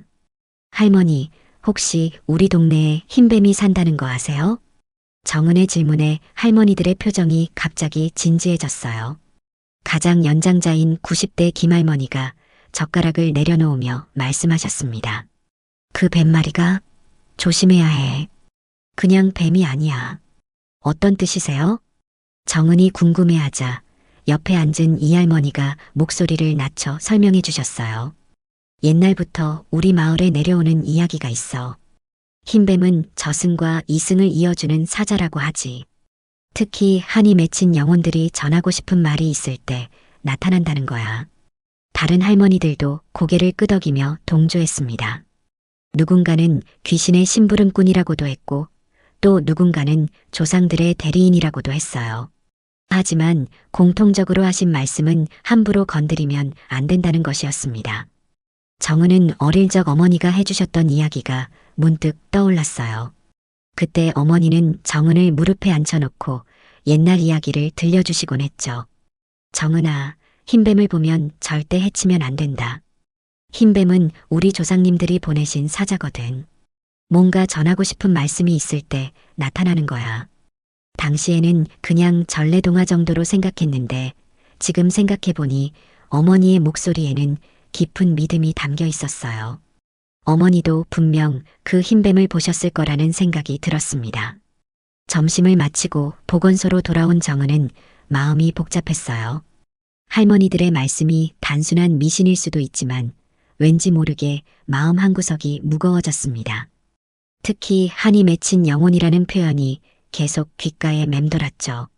그날 저녁 정은은 집에 돌아와 어머니의 유품을 정리하기 시작했어요. 이사 올 때 가져온 상자 하나에는 어머니의 일기장과 사진들이 들어있었습니다. 오랫동안 열어보지 못했던 상자였죠. 손을 떨며 일기장을 펼쳐보니 어머니의 단정한 글씨가 눈에 들어왔습니다. 오늘도 정은이에게 전화를 걸고 싶었지만 또 다투게 될까봐 참았다. 아이가 언제쯤 마음을 열어줄까? 정은이가 서울에서 힘들어한다는 소식을 들었다. 가서 안아주고 싶지만 내가 가면 오히려 부담스러워할 것 같다. 일기 곳곳에는 딸에 대한 걱정과 그리움이 가득 담겨 있었어요. 정은은 눈물을 참으며 페이지를 넘겨갔습니다. 그러다 이상한 내용을 발견했죠. 오늘 집 앞에서 흰뱀을 봤다. 어머니가 살아계실 때 들었던 이야기가 생각났다. 혹시 무슨 징조일까? 정은이와 화해할 날이 올까? 또 흰뱀이 나타났다. 이번엔 더 오래 나를 바라보고 있었다. 이상하게도 무섭지 않았다. 오히려 위로받는 기분이었다. 어머니도 그 흰뱀을 보셨던 거예요. 그것도 한 번이 아니라 여러 번. 일기의 날짜를 보니 어머니가 돌아가시기 몇 달 전의 기록들이었습니다. 정은은 일기장을 덮고 깊은 한숨을 내쉬었어요. 어머니가 얼마나 자신을 그리워하셨는지, 얼마나 화해하고 싶어 하셨는지가 고스란히 전해져 왔습니다. 하지만 당시의 정은은 그 마음을 알아주지 못했죠. 오히려 어머니의 관심을 간섭이라고 여기며 점점 더 멀어져 갔습니다. 그때 창밖에서 이상한 소리가 들려왔어요. 바스락거리는 소리와 함께 뭔가 움직이는 기척이 느껴졌습니다. 정은은 조심스럽게 창문을 열고 밖을 내다보았죠. 달빛 아래 그 흰뱀이 다시 나타났습니다. 이번에는 마당 한가운데에 죽은 새 한 마리를 놓고 있었어요. 정은을 발견한 뱀은 고개를 들어 그녀를 바라보았습니다. 그 눈빛에는 뭔가 간절한 것이 담겨 있는 것 같았어요. 너도 어머니를 보고 있었구나. 정은이 속삭이자 흰뱀은 몇 초간 더 그녀를 바라보다가 천천히 몸을 돌려 사라졌습니다. 남겨진 건 죽은 새와 정은의 무거워진 마음뿐이었죠. 다음 날 정은은 마을 이장님을 다시 찾아갔어요. 흰뱀에 대해 더 자세히 알고 싶었습니다. 이장님, 그 흰뱀이 언제부터 이 마을에 나타났는지 아세요? 글쎄, 정확히는 모르겠지만 10년도 넘었을 거야. 처음엔 산에서만 보였는데 요 몇 년 사이에는 마을 아래쪽까지 내려오더라고. 특히 너희 어머니 돌아가신 후로는 더 자주 보이는 것 같아. 이장님의 말에 정은의 가슴이 철렁했어요. 어머니가 돌아가신 후로 더 자주 보인다니 이건 단순한 우연이 아닐 거라는 생각이 들었습니다. 흰뱀은 정말로 어떤 메시지를 전하려는 게 틀림없었습니다. 그리고 그 메시지는 분명 어머니와 관련된 것일 거예요. 그날 밤 정은은 창가에 앉아 밤하늘을 바라보며 생각에 잠겼습니다. 어머니의 일기, 할머니들의 이야기, 그리고 흰뱀의 신비로운 행동들. 모든 것이 하나의 큰 그림을 그리고 있는 것 같았어요. 하지만 아직 그 그림이 무엇을 의미하는지는 알 수 없었습니다. 다만 한 가지 확실한 건 더 이상 피할 수 없다는 것이었어요. 어머니의 산소를 찾아가야 할 때가 온 것 같았습니다. 흰뱀이 나타나기 시작한 이후 정은은 며칠 동안 잠을 제대로 이루지 못했습니다.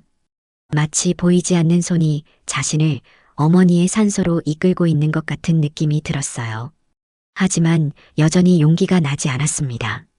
아직도 지막에 나눈 차가운 말들이 가슴을 짓누르고 있었거든요. 정신과 치료도 받았지만 소용이 없었습니다. 그러다 결국 버티지 못하고 귀향을 하게 된 거죠. 보건소에서 일하는 동안에도 집중이 되지 않았습니다. 환자 할머니 한 분이 정은의 손을 잡으며 말씀하셨어요. 얘야, 얼굴이 왜 이렇게 안 좋아? 무슨 걱정이라도 있니? 아니에요, 괜찮아요. 정은은 억지로 미소를 지었지만 할머니의 따뜻한 눈빛에 마음이 더욱 무거워졌습니다. 결혼을 미루던 하나밖에 없는 딸이 불만이었던 어머니와 항상 싸우던 기억뿐이지만 그래도 가끔은 어머니도 자신을 그렇게 따뜻한 눈빛으로 바라보셨을 텐데 왜 그때는 그걸 알아보지 못했을까요? 그날 오후 정은은 마침내 결심을 했습니다. 더 이상 미룰 수 없다는 생각이 들었어요. 보건소 일을 마치고 꽃집에 들러 국화 한 다발을 샀습니다. 어머니가 좋아하셨던 하얀 국화였죠. 어머니 산소에 가져다 드릴 거예요. 꽃집 아주머니에게 말하자 아주머니는 고개를 끄덕이며 꽃을 정성스럽게 포장해 주셨습니다. 효도 늦었다고 생각하지 마. 지금이라도 마음을 다해 찾아뵙는 게 중요한 거야. 차를 몰고 산으로 향하는 길, 정은의 손은 계속 떨렸습니다. 2년 동안 한 번도 가지 못했던 그곳, 어머니 혼자 계신 그곳, 가슴이 답답하고 숨이 막히는 것 같았어요. 산길을 올라가며 어릴 적 기억들이 하나둘 떠올랐습니다. 어머니와 함께 산나무를 뜯으러 다니던 때, 손을 잡고 개울가를 걸으며 이야기를 나누던 때, 그때는 어머니가 세상에서 가장 든든한 존재였는데 언제부터 그렇게 멀어졌을까요? 산길 중간쯤에서 차를 세우고 걸어서 올라가야 했습니다. 발걸음이 무거웠지만 이상하게도 마음은 점점 차분해졌어요. 마치 어머니가 기다리고 계신다는 느낌이 들었습니다. 드디어 어머니의 산소가 보였습니다. 깔끔하게 관리된 봉분과 비석이 눈에 들어왔어요. 돈을 주고 관리해 주시는 분을 고용하긴 했었는데 이렇게 잘 관리가 되는 줄은 몰랐습니다. 그런데 봉분 위에 뭔가 하얀 것이 보였습니다. 가까이 다가가 보니 그 흰뱀이 조용히 또아리를 틀고 있었어요. 마치 어머니를 지키고 있는 것처럼 말이죠. 정은은 몇 걸음 떨어진 곳에서 멈춰 섰습니다. 흰뱀도 고개를 들어 정은을 바라보았어요. 두 존재는 그렇게 한참 동안 서로를 바라보고 있었습니다. 이상했습니다. 뱀을 보면 무서워해야 할 텐데 전혀 그렇지 않았어요. 오히려 그 뱀의 눈빛에서 깊은 슬픔과 그리움을 느꼈습니다. 마치 어머니의 눈빛을 보는 것 같았죠. 엄마, 이 뱀이 엄마를 대신해서 기다리고 있었던 거야? 정은이 작은 소리로 중얼거리자 흰뱀은 천천히 몸을 풀어 봉분에서 내려왔습니다. 그리고는 정은 앞으로 다가와 고개를 들고 그녀를 바라보았어요. 그 순간이었습니다. 뱀의 눈빛을 제대로 마주보는 순간 정은의 가슴 깊은 곳에서 뭔가가 터져 나왔어요. 억눌러왔던 죄책감과 그리움, 후회와 사랑이 한꺼번에 밀려왔습니다. 엄마, 미안해. 정말 미안해요. 정은은 무릎을 꿇고 울음을 터뜨렸습니다. 2년 동안 참아왔던 눈물이 마침내 터져 나왔어요. 어머니에게 하지 못했던 말들, 전하지 못했던 마음들이 눈물과 함께 쏟아져 나왔습니다. 왜 그때 그런 말을 했을까? 엄마가 그렇게 상처받으실 줄 알았다면, 마지막이 될 줄 알았다면. 흰뱀은 정은의 울음소리를 들으며 가만히 그 자리에 있었습니다. 마치 어머니처럼 조용히 딸의 아픔을 받아주고 있는 것 같았어요. 한참을 운 후 정은은 천천히 일어나 봉분 앞으로 다가갔습니다. 흰뱀은 옆으로 비켜서며 길을 내어주었어요. 정은은 가져온 국화를 정성스럽게 놓고 절을 올렸습니다. 엄마, 이제야 왔어요. 늦었지만 이제야 엄마 마음을 조금 알 것 같아. 절을 마치고 일어서자 흰뱀이 다시 봉분 위로 올라가 또아리를 틀었습니다. 그 모습이 어머니를 보호하는 수호신 같아 보였어요. 정은은 봉분 옆에 앉아 어머니와 대화를 시작했습니다. 그동안 하지 못했던 이야기들을 하나씩 털어놓았어요. 엄마, 서울 생활이 정말 힘들었어요. 매일매일이 전쟁 같았지. 그런데 왜 그때는 엄마한테 기댈 생각을 하지 못했을까? 오히려 엄마의 걱정을 부담스러워했어. 바람이 살짝 불어와 정은의 머리카락을 스쳤습니다. 마치 어머니의 손길 같았어요. 지금은 시골 보건소에서 일하고 있어. 처음엔 적응이 힘들었는데 이제는 마음이 많이 편해졌어. 할머니들이 저를 친딸처럼 대해주셔. 그럴 때마다 엄마 생각이 나. 흰뱀은 여전히 봉분 위에서 조용히 정은의 이야기를 듣고 있었습니다. 가끔 고개를 들어 정은을 바라보기도 했죠. 해가 서서히 지기 시작했습니다. 정은은 일어서며 봉분을 한 번 더 쓸어보았어요. 그리고 흰뱀에게 말을 걸었습니다. 고마워. 엄마를 지켜주고 있어서 고마워. 흰뱀은 고개를 끄덕이는 것 같았어요. 정은은 신기한 마음으로 그 모습을 바라보았습니다. 내일 또 올게. 이제 자주 올 테니까 잘 부탁해. 집으로 돌아가는 길, 정은의 마음은 한결 가벼워져 있었습니다. 물론 죄책감이 완전히 사라진 건 아니었지만 이제 어머니와 대화할 수 있다는 희망이 생겼어요. 그날 밤 정은은 오랜만에 편안한 잠을 잤습니다. 꿈속에서 어머니가 나타나셨어요. 젊었을 때의 모습으로 환한 미소를 지으며 정은의 머리를 쓸어주셨습니다. 늦었지만 괜찮다. 이제라도 와줘서 고맙다. 꿈속 어머니의 목소리는 따뜻하고 부드러웠어요. 마치 실제 어머니의 목소리 같았습니다. 아침에 눈을 뜬 정은은 이상한 확신을 가지고 있었어요. 흰뱀이 정말로 어머니와 자신을 이어주는 다리 역할을 하고 있다는 것을 말이죠. 어머니의 산소를 처음 찾은 후 정은은 매일같이 그곳을 찾았습니다. 보건소 일을 마치면 꼭 들르는 것이 일과가 되었어요. 흰뱀도 정은이 올 때마다 나타났습니다. 처음엔 경계하는 듯 했지만 점점 정은에게 익숙해지는 것 같았죠. 오늘은 어머니가 좋아하셨던 들국화를 가져왔어요. 정은이 꽃을 정리하며 말하자 흰뱀은 고개를 끄덕이는 듯한 몸짓을 보였습니다. 정은은 더 이상 이상하다고 생각하지 않았어요. 오히려 이 뱀이 어머니의 마음을 대변해 주는 것 같아 고마웠습니다. 어느 날 정은은 봉분 주변을 정리하다가 이상한 것을 발견했어요. 봉분 옆쪽 흙이 살짝 패여 있었습니다. 비가 와서 흘러내린 것 같기도 했지만 뭔가 인위적으로 파인 것 같기도 했어요. 이상하네. 누가 여기를 팠을까? 정은이 혼잣말을 하며 그 부분을 자세히 살펴보니 흙 사이로 뭔가 하얀 것이 보였습니다. 조심스럽게 흙을 헤쳐보니 비닐에 쌓인 작은 상자 같은 것이 나타났어요. 흰뱀이 다가와서 그 상자를 바라보며 몸을 움직였습니다. 마치 꺼내라고 말하는 것 같았어요. 정은은 망설였지만 결국 상자를 조심스럽게 파내기로 했습니다. 상자는 생각보다 작았어요. 플라스틱 포장으로 꼼꼼하게 쌓여 있었습니다. 누군가 일부러 땅에 묻어둔 것 같았죠. 이게 뭘까? 정은이 상자를 들고 있으니 흰뱀이 봉분 주위를 한 바퀴 돌며 무언가를 확인하는 듯한 행동을 보였습니다. 그리고는 정은을 바라보며 고개를 끄덕였어요. 집으로 돌아온 정은은 상자를 조심스럽게 열어보았습니다. 플라스틱 포장을 벗기니 오래된 나무 상자가 나타났어요. 상자 위에는 정은의 이름이 어머니의 손글씨로 적혀 있었습니다.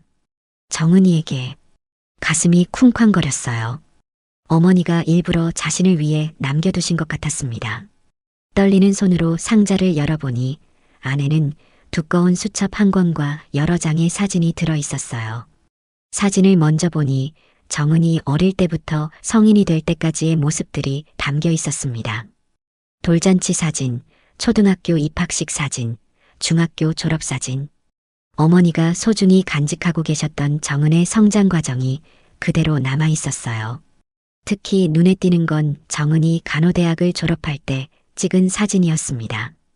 그때 어머니와 함께 찍은 사진인데 어머니의 표정이 너무나 자랑스러워 보였어요. 정은은 그때를 기억했습니다. 어머니가 얼마나 기뻐하셨는지, 동네 사람들에게 자랑하고 다니셨는지를 말이죠.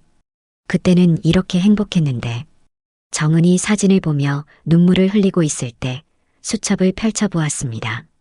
첫 페이지에는 이런 글이 적혀 있었어요. 사랑하는 정은아, 내가 이 글을 읽고 있다면 엄마는 이미 너를 떠났을 거야. 미안하다. 살아있을 때 제대로 말하지 못해서. 정은의 손이 떨렸습니다. 이건 어머니가 자신에게 쓴 편지였어요. 마지막으로 전하고 싶었던 말들이 담긴 편지였습니다. 엄마는 내가 힘들어할 때마다 달려가고 싶었다. 하지만 내가 싫어할까봐, 부담스러워할까봐 참았어.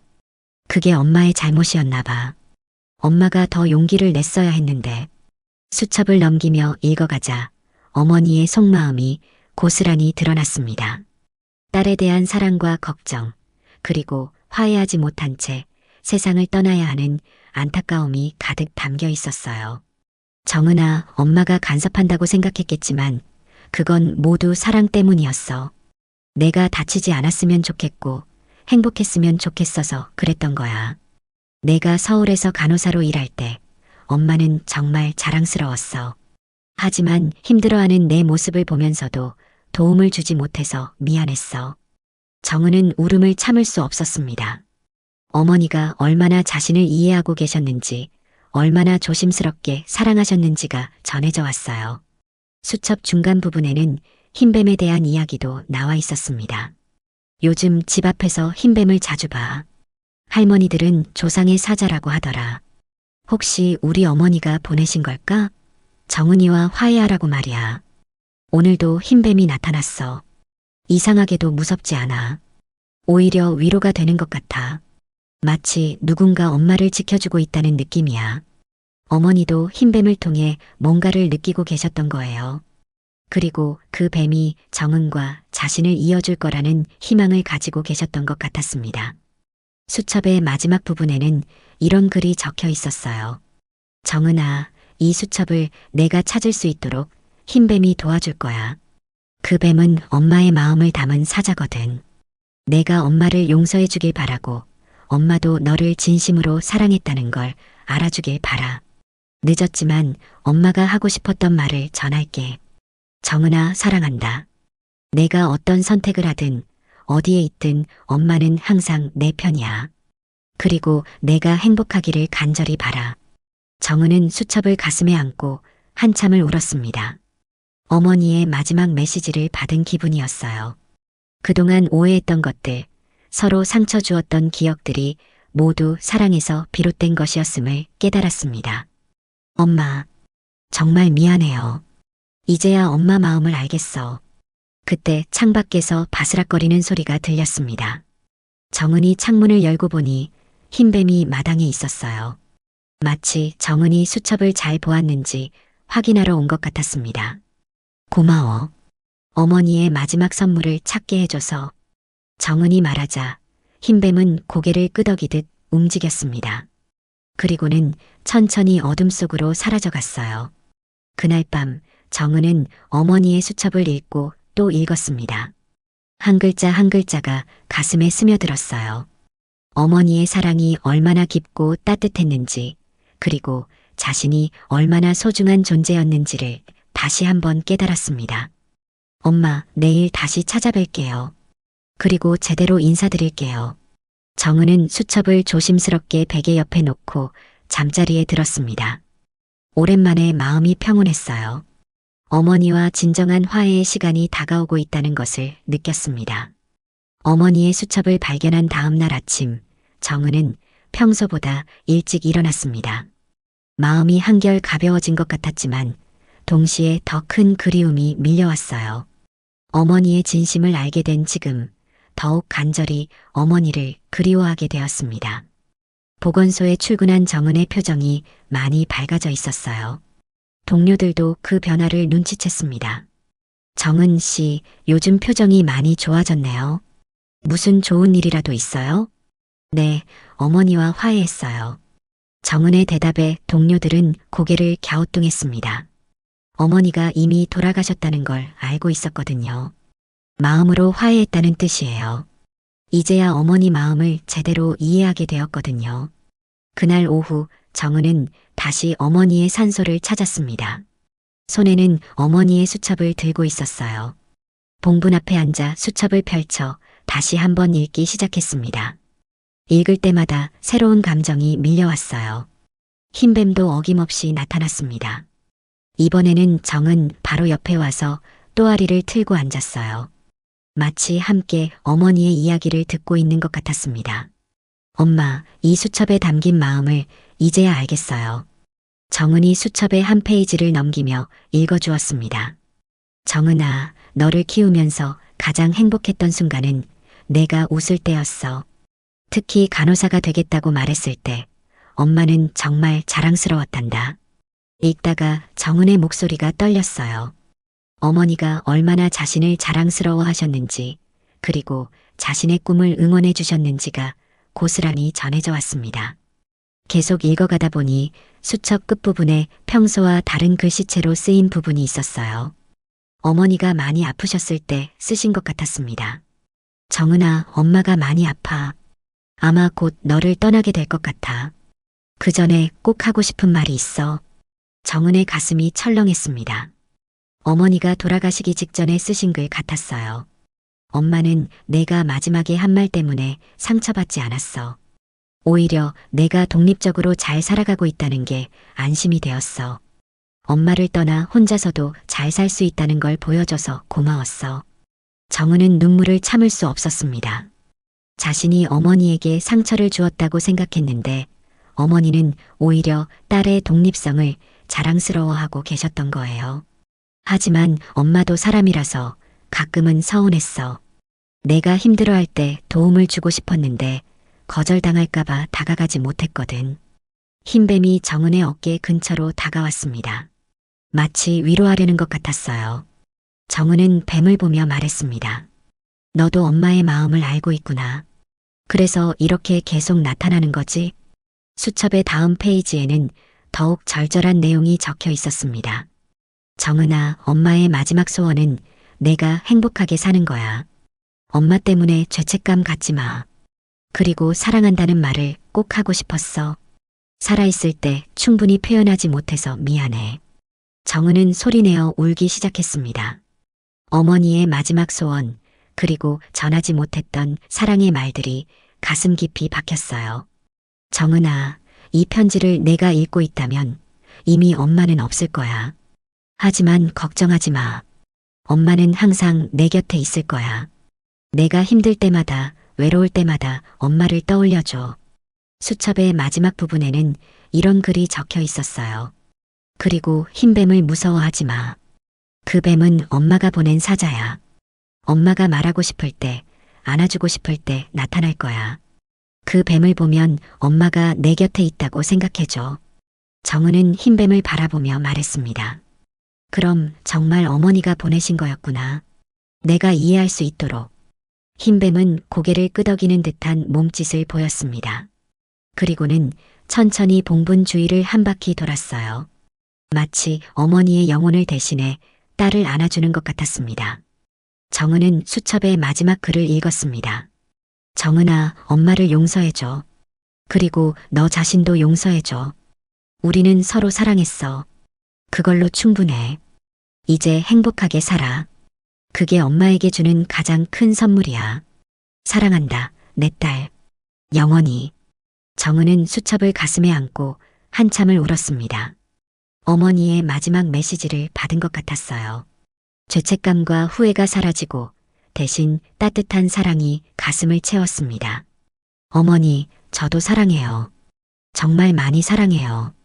정은이 봉분에 대고 말하자 바람이 살짝 불어와 나뭇잎들이 살랑살랑 흔들렸습니다.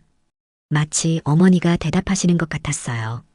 흰뱀이 정은 앞으로 다가와 고개를 들었습니다. 그 눈빛에는 평온함이 담겨 있었어요. 마치 이제 됐다고 말하는 것 같았습니다. 고마워. 엄마의 마지막 편지를 전해줘서. 정은이 말하자 흰뱀은 잠시 그녀를 바라보다가 천천히 산속으로 향했습니다. 오늘은 완전히 사라지지 않고 나무 그늘에서 정은을 지켜보고 있었어요. 정은은 어머니의 수첩을 소중히 품고 집으로 돌아왔습니다. 이제야 진정한 화해가 이루어진 것 같았어요. 어머니의 사랑을 온전히 받아들였고 자신도 그 사랑에 응답할 수 있게 되었습니다. 그날 밤 정은은 수첩을 베개맡에 놓고 잠들었습니다. 꿈속에서 어머니가 나타나 정은을 따뜻하게 안아주었어요. 이제 마음 편히 쉬세요, 어머니. 정은이 꿈속에서 말하자 어머니는 환한 미소를 지으며 고개를 끄덕였습니다. 어머니의 마지막 편지를 읽은 후 며칠이 지났지만 정은의 마음은 여전히 그 따뜻한 여운에 젖어 있었습니다. 수첩에 담긴 어머니의 사랑을 온전히 받아들인 후로 세상이 다르게 보였어요. 보건소에서 만나는 할머니들의 미소도 마을 사람들의 인사도 모든 것이 더욱 소중하게 느껴졌습니다. 그날도 정은은 어김없이 어머니의 산소를 찾았습니다. 이제는 무거운 마음이 아니라 그리운 마음으로 발걸음을 옮겼어요. 손에는 어머니가 좋아하셨던 도라지꽃을 들고 있었습니다. 어머니, 오늘은 도라지꽃을 가져왔어요. 예전에 마당에 심으셨던 그 꽃이에요. 봉분 앞에 꽃을 정성스럽게 올리며 정은이 말했습니다. 어머니와의 추억 하나하나가 이제는 아픔이 아니라 소중한 보물 같았어요. 그런데 이상했습니다. 평소라면 정은이 도착하기 전부터 나타나곤 했던 흰뱀이 보이지 않았어요. 정은은 주변을 둘러보며 뱀을 찾았지만 어디에도 그 하얀 몸체는 보이지 않았습니다. 어디 갔을까? 정은이 혼잣말을 하며 봉분 주변을 천천히 걸어보았습니다. 혹시 다른 곳에 있나 싶어서 말이죠. 하지만 흰뱀은 어디에도 없었어요. 조금 섭섭한 마음으로 봉분 앞에 앉아 어머니와 대화를 시작했습니다. 엄마, 오늘 보건소에서 할머니 한 분이 저에게 고마웠다고 하시더라고요. 정성껏 간호해줘서 빨리 나았다고. 그때 엄마 생각이 났어. 엄마도 내가 간호사로 일하는 걸 자랑스러워했잖아. 바람이 살짝 불어와 도라지꽃 잎사귀를 흔들었습니다. 마치 어머니가 고개를 끄덕이시는 것 같았어요. 엄마의 편지를 읽고 나서 내가 얼마나 사랑받고 있었는지 깨달았어. 그동안 나 혼자 외롭다고 생각했는데 엄마는 항상 내 곁에 계셨던 거네요. 정은은 수첩을 가방에서 꺼내 다시 한번 펼쳐보았습니다. 읽을 때마다 새로운 의미가 다가왔어요. 정은아, 내가 행복해하는 모습을 보는 게 엄마의 가장 큰 기쁨이었어. 이 구절을 읽을 때마다 정은의 가슴이 따뜻해졌습니다. 어머니의 사랑이 얼마나 순수하고 깊었는지 느낄 수 있었어요. 해가 서서히 지기 시작했습니다. 정은은 평소보다 오래 산소에 머물러 있었어요. 흰뱀이 나타나기를 기다리고 있었거든요. 하지만 뱀은 끝내 나타나지 않았습니다. 혹시 더 이상 나타나지 않는 건 아닐까? 정은은 문득 불안해졌어요. 흰뱀이 어머니와 자신을 이어주는 다리 역할을 하고 있다고 믿고 있었는데 만약 사라진다면 어머니와의 연결고리도 끊어지는 건 아닐까 하는 생각이 들었습니다. 그때였습니다. 저 멀리서 하얀 것이 천천히 움직이는 게 보였어요. 흰뱀이었습니다. 하지만 평소와는 달리 매우 천천히 마치 무거운 짐을 진 것처럼 움직이고 있었어요. 드디어 왔구나. 정은이 반가워하며 뱀을 바라보았는데 뭔가 이상했습니다. 흰뱀의 움직임이 평소와 달리 느리고 조심스러웠어요. 마치 마지막 인사를 하러 온 것 같은 분위기였습니다. 흰뱀은 정은 앞까지 와서 멈춰섰습니다. 그리고는 고개를 들어 정은을 오랫동안 바라보았어요. 그 눈빛에는 깊은 평온함과 동시에 아쉬움이 담겨 있는 것 같았습니다. 무슨 일이야? 오늘은 왜 이렇게 늦었어? 정은이 다정하게 말을 걸자 흰뱀은 천천히 봉분 주변을 돌기 시작했습니다. 한 바퀴, 두 바퀴, 세 바퀴, 마치 의식을 치르는 것 같았어요. 그리고는 봉분 정중앙에 와서 고개를 하늘로 들었습니다. 석양빛이 흰뱀의 몸체를 비추니 더욱 신비롭게 보였어요. 마치 하늘에 계신 어머니에게 무언가를 보고하는 것 같았습니다. 정은은 그 모습을 보며 직감적으로 알았습니다. 이것이 마지막이라는 것을 말이죠. 흰뱀이 전해야 할 메시지를 모두 전했고 이제 자신의 역할을 마쳤다는 것을 느꼈어요. 혹시 이제 가는 거야? 정은의 질문에 흰뱀은 천천히 고개를 끄덕이는 듯한 몸짓을 보였습니다. 그리고는 정은에게 다가와 그녀의 손 근처에 머리를 살짝 대었어요. 마치 마지막 인사를 하는 것 같았습니다. 고마웠어. 정말 고마웠어. 정은이 눈물을 흘리며 말하자 흰뱀은 다시 한번 봉분을 바라보았습니다. 그리고는 천천히 고개를 들어 하늘을 바라보며 몸을 쭉 펼쳤어요. 그 순간 마치 기적 같은 일이 일어났습니다. 석양빛이 흰뱀을 감싸며 온몸이 황금빛으로 빛나기 시작했어요. 정은은 숨을 멈춘 채 그 장면을 바라보았습니다. 흰뱀은 마지막으로 정은을 바라보며 고개를 끄덕였습니다. 그 눈빛에는 이제 괜찮다, 행복하게 살아라는 메시지가 담겨 있는 것 같았어요. 그리고는 천천히 몸을 돌려 산속 깊은 곳으로 향했습니다. 정은은 그 모습을 끝까지 지켜보았어요. 흰뱀이 완전히 사라질 때까지 말이죠. 뱀이 사라진 후 정은은 한참 동안 그 자리에 서 있었습니다. 마음이 복잡했어요. 흰뱀과 헤어지는 것이 아쉬웠지만 동시에 어머니의 마지막 메시지를 제대로 받았다는 안도감도 들었습니다. 엄마, 이제 정말 안심하세요. 저 괜찮아요. 정은이 봉분에 대고 말하자 저 멀리서 새들이 지저귀기 시작했습니다. 마치 어머니의 대답 같았어요. 집으로 돌아가는 길, 정은은 뒤돌아보지 않았습니다. 이제는 앞만 보고 가야 할 때라는 것을 알았거든요. 어머니의 사랑을 가슴에 품고 행복하게 살아가는 것이 어머니에게 드릴 수 있는 가장 큰 선물이라는 것을 깨달았습니다. 그날 밤 정은은 평생 잊지 못할 꿈을 꾸었습니다. 어머니와 흰뱀이 함께 하늘 위에서 미소 지으며 손을 흔들어주는 꿈이었어요. 잘 가세요, 엄마. 고마웠어요. 꿈속에서 정은이 인사하자 어머니는 환한 미소로 대답하셨습니다. 고마운 건 엄마야. 이제 행복하게 살아, 내 딸. 흰뱀이 마지막 인사를 하고 떠난 후 정은의 일상에는 놀라운 변화가 찾아왔습니다. 무엇보다 어머니의 산소를 찾는 발걸음이 전혀 무겁지 않았어요. 오히려 그리운 사람을 만나러 가는 설렘으로 가득했습니다. 죄책감과 후회 대신 따뜻한 그리움과 감사함이 마음을 채웠거든요. 엄마, 오늘도 왔어요. 매일 아침 보건소 출근 전에, 그리고 저녁 퇴근 후에 정은은 어머니의 산소를 찾았습니다. 이제는 자연스러운 일과의 일부가 되었어요. 정은은 어머니의 수첩에서 발견한 추억들을 하나씩 재현해 보기로 했습니다. 수첩에는 어머니가 정은과 함께했던 소중한 순간들이 빼곡히 기록되어 있었거든요. 엄마가 좋아하셨던 트로트 노래를 틀어드릴게. 정은은 작은 블루투스 스피커를 가져와 어머니가 즐겨 듣던 옛날 노래들을 틀어드렸습니다. 이미자의 동백아가씨, 나훈아의 테스형 같은 노래들이 산속에 울려 퍼졌어요. 바람에 실려오는 멜로디가 어머니에게 전해지는 것 같았습니다. 엄마, 이 노래 나오면 항상 좋아했잖아. 나랑 함께 부르기도 하고. 정은은 어릴 적 어머니와 함께 노래를 부르던 기억을 떠올렸습니다. 그때는 부끄러워서 제대로 따라 부르지 않았는데 지금 생각해보니 그런 시간들이 얼마나 소중했는지 깨달았어요. 어느 날은 어머니와 함께 찍은 사진들을 작은 액자에 담아 가져갔습니다.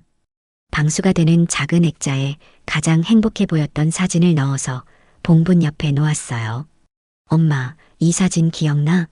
내가 간호대학 졸업할 때 찍은 거.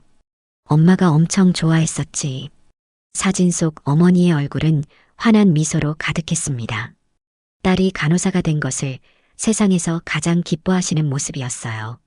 정은은 그때의 기억을 생생히 떠올릴 수 있었습니다. 정은의 변화는 마을 사람들에게도 전해졌습니다. 보건소에서 만나는 할머니들은 정은의 밝아진 표정을 보며 기뻐했어요.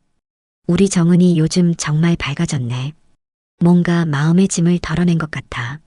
김할머니가 정은의 손을 잡으며 말씀하셨습니다. 네, 할머니. 어머니와 화해했어요. 늦었지만요. 그래. 어머니한테는 늦은 효도가 없어. 지금이라도 마음을 다하면 되는 거야. 할머니들의 따뜻한 격려는 정은에게 큰 힘이 되었습니다. 마을 이장님도 정은의 변화를 눈치채셨어요. 요즘 자주 산소에 다녀오는구나. 그게 맞지. 돌아가신 분도 자식이 찾아오면 좋아하실 거야. 네, 이제야 제대로 된 딸이 되는 것 같아요. 정은의 대답에 이장님은 흐뭇한 미소를 지으셨습니다. 어느 주말, 정은은 특별한 계획을 세웠습니다. 어머니가 좋아하셨던 음식을 직접 만들어서 산소에서 함께 나누어 먹는 거였어요. 수첩에는 어머니가 정은을 위해 만들어주셨던 음식들이 자세히 기록되어 있었습니다. 정은이가 아플 때마다 끓여준 닭죽, 시험 기간에 정성껏 만들어준 미역국. 정은은 마트에서 재료를 사서 정성스럽게 요리했습니다. 어머니의 레시피를 최대한 따라 해보려고 노력했어요. 비록 어머니만큼 맛있게는 만들지 못했지만 마음만은 가득 담을 수 있었습니다.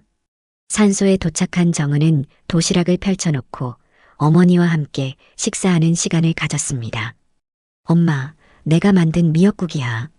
엄마가 해주신 것만큼 맛있지는 않지만 정성은 가득 담았어요. 한 숟가락 떠서 맛을 보니 눈물이 났습니다. 어머니의 손맛과는 다르지만 그 안에 담긴 사랑의 마음은 똑같다는 생각이 들었어요. 엄마, 이제야 엄마가 나를 위해 얼마나 많은 것들을 해주셨는지 알겠어요. 매일매일 정성스럽게 음식을 만들어주시고 아플 때마다 밤새 간병해주시고. 정은은 어머니에 대한 기억들을 하나씩 꺼내어 이야기했습니다. 어릴 적 열이 날 때 밤새 간병해주셨던 일, 학교에서 있었던 일들을 귀 기울여 들어주셨던 일, 간호사 시험을 앞두고 걱정할 때 응원해주셨던 일들까지 말이죠. 계절이 바뀌면서 정은의 일상도 더욱 풍성해졌습니다. 봄에는 어머니가 좋아하셨던 진달래꽃을 가져다 드리고 여름에는 시원한 물을 떠다가 석류했어요. 가을에는 어머니가 즐겨 드시던 배를 가져가 함께 나누어 먹었습니다. 엄마, 올해 가을이 유난히 아름다워. 단풍이 정말 고와요. 엄마도 보고 있지? 정은의 질문에 마치 대답이라도 하듯 단풍잎 하나가 바람에 날려와 정은의 어깨에 살짝 앉았습니다. 정은은 그 단풍잎을 조심스럽게 집어들고 미소를 지었어요. 마을 사람들도 정은의 정성을 알아봤습니다. 지나가던 할아버지 한 분이 정은에게 말씀하셨어요. 참 효성스럽구나. 어머니가 살아계실 때보다 더 자주 오는 것 같은데? 네, 살아계실 때 제대로 못했던 효도를 지금이라도 하고 싶어요. 그래, 그게 맞지. 돌아가신 분도 자식이 이렇게 정성스럽게 찾아오면 좋아하실 거야. 할아버지의 말씀에 정은은 고개를 끄덕였습니다. 이제는 정말로 어머니가 기뻐하고 계신다는 것을 느낄 수 있었어요. 어느 날 저녁 정은은 어머니의 수첩을 다시 읽으며 다시 깨달은 것이 있었습니다. 어머니가 정말로 바라셨던 건 거창한 것이 아니었다는 거예요. 그저 딸이 건강하고 행복하게 사는 것, 그리고 가끔 안부를 묻는 것이 전부였습니다. 엄마, 이제 정말 이해했어요. 엄마의 사랑이 얼마나 순수하고 깊었는지, 그리고 제가 얼마나 소중한 존재였는지 말이에요. 정은은 어머니의 산소 앞에서 다짐했습니다. 어머니의 사랑을 가슴에 품고 다른 사람들에게도 그런 따뜻한 사랑을 나누어 주겠다고 말이죠. 보건소에서 만나는 환자들에게, 마을 사람들에게, 그리고 언젠가 만날지도 모를 새로운 가족에게까지 말입니다. 겨울이 다가왔습니다. 정은은 어머니가 추위를 타셨던 것을 기억하고 따뜻한 차를 보온병에 담아 가져갔어요. 엄마, 따뜻한 유자차 가져왔어요. 겨울에 감기 걸릴까봐 항상 끓여주셨던 그 차. 정은은 어머니와 함께 차를 마시며 한 해를 돌아보았습니다. 흰뱀을 만나고 어머니의 마지막 편지를 발견하고 진정한 화해를 이룬 뜻깊은 한 해였어요. 엄마, 내년에는 더 자주 찾아뵐게요. 그리고 엄마가 자랑스러워 하실 수 있는 딸이 되도록 더욱 노력할게요. 정은의 다짐은 진심이었습니다. 이제는 죄책감이 아니라 사랑으로, 억지가 아니라 자발적으로 어머니를 찾는 마음이 되었거든요. 어머니와의 화해가 이루어진 지 1년이 흘렀습니다. 정은의 삶은 완전히 달라져 있었어요. 매일 아침 눈을 뜨면 가장 먼저 드는 생각이 어머니에 대한 그리움이었습니다. 하지만 이제는 아픈 그리움이 아니라 따뜻하고 달콤한 그리움이었어요. 겨울이 깊어지던 어느 날 정은은 특별한 결심을 했습니다. 흰뱀이 사라진 지 몇 달이 지났지만 혹시나 하는 마음으로 다시 한번 찾아보고 싶었거든요. 어머니의 기일이 다가오고 있었고 마음 한구석에서 흰뱀을 그리워하는 자신을 발견했습니다. 혹시 어머니 기일에는 다시 나타날까? 정은은 희미한 기대를 품고 평소보다 일찍 산소를 찾았습니다. 눈이 살짝 내려온 세상이 하얗게 덮여 있었어요. 어머니의 봉분도 하얀 눈으로 덮여 있어서 마치 포근한 이불을 덮고 계신 것 같았습니다. 엄마, 벌써 1년이 지났어. 정말 많은 일이 있었죠. 정은은 눈을 털어내고 봉분 앞에 앉았습니다. 지난 1년 동안 있었던 일들을 어머니에게 차근차근 이야기해 드렸어요.